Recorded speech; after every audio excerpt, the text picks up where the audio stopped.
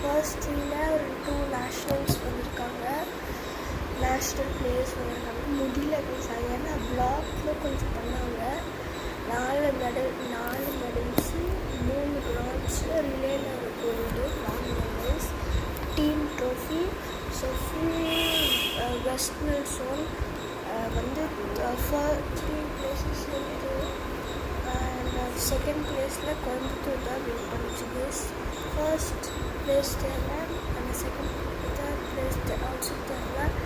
So guys நான் ரொம்ப ஹாப்பியாக இருக்குது. 4 மெடல் வாங்கியிருக்கேன். கொஞ்சம் பேர் அது கூட வாங்கல. Guys bye guys, I meet in the next competition.